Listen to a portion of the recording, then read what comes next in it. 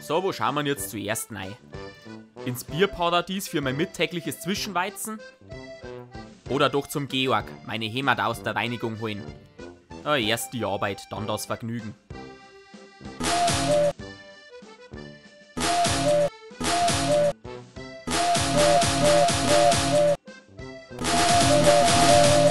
Ich glaub, du spinnst ein bisschen. Sag mal, was möchtest du, fetter Zigeuner, oder hau ab? Ja, ich wollte nur meine Heimat da abholen. Boah, da sind ja richtig fesche Fetzen dabei. Sicher nicht, da die auch gern mal wieder anziehen. Aber leider bin ich stämmig für die meisten davon. Das macht 25 €.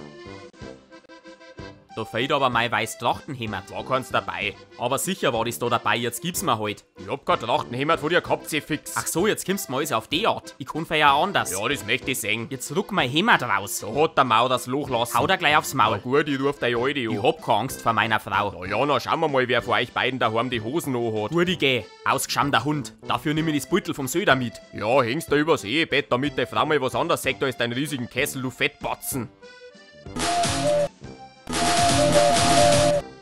Wenn ich die noch einmal vor meinem Laden sehe, dann setzt's was. Und die Einladung zu meinem 50. kannst du abschminken. Jawohl, daheim ist daheim. Da hab ich mich schon den ganzen Tag drauf gefreut.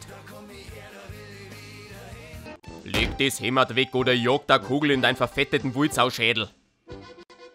Du warst schon immer neidisch auf mich, weil ich in dem weißen Trachtenhemd so fest bin. Das ist nicht deins. Ja, dann pass auf.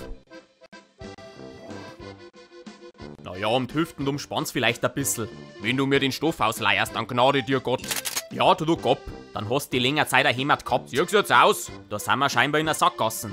Was schlagst du vor, wie wir das regeln? Schafkopfer, beim Wirt um Decken. Abgemacht.